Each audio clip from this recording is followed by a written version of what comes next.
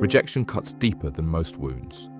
It feels personal, like a verdict on who we are, when in truth, it often says more about the one rejecting than the one rejected.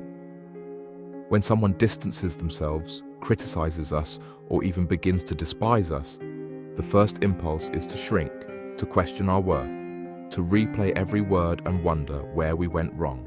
But pause here. Ask yourself, why does their rejection sting so much?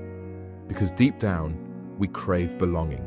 We are wired to seek affirmation. And when that is withheld, especially when it turns into disdain, it collides with our deepest fear, that we are not enough, that perhaps we are unworthy of love or destined to walk alone.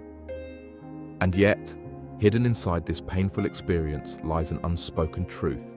Their rejection has stripped away illusion. Where once you may have clung to approval, now you are forced to stand on your own ground. This moment is a mirror, not of weakness, but of freedom. The very people who shut the door on you unknowingly hand you the key to yourself. Think of Nietzsche's words, "What does not kill me makes me stronger." The sting of rejection is not a death sentence, it is a call to evolution. It demands that you separate your worth from their perception, that you forge an identity untouched by their love or their hate.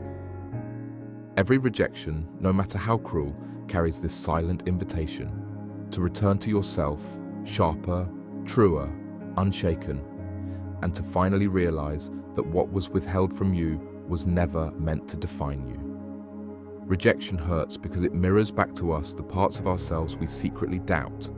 When someone turns away, mocks, or even hates us, it confirms the fear that maybe we are not enough.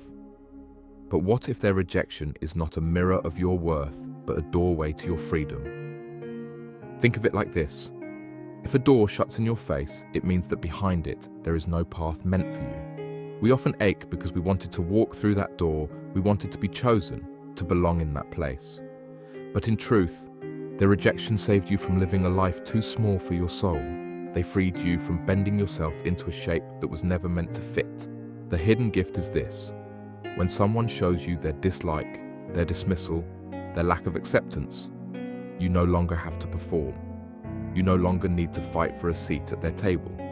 Instead, you are returned to yourself, handed back the energy you were pouring out in hopes of being seen. It is in that painful silence after rejection where the voice of your own soul grows louder. What was once drowned out by the noise of needing approval now becomes clear. You were never meant to be defined by their acceptance. Their no is not the end of your story. It is the beginning of your liberation. You are free to stop begging for crumbs of recognition and start feasting on the banquet of your own becoming. The moment they turn away is the moment you are released into a deeper truth, that your belonging does not depend on them. It has always been waiting within you. Rejection throws you into a wilderness. It feels like being cut off, pushed to the edges of belonging. At first, the silence after their absence is unbearable. The mind replays the words, the gestures, the final look they gave you before they turned away, and in that echo, something inside you begins to fracture. But the wilderness, though lonely, is not empty. It is where transformation hides. Out there, away from the noise of their opinions, you begin to hear something quieter, older and more honest, your own voice, the one that existed before their approval, before their love, before their hatred. At first, it trembles.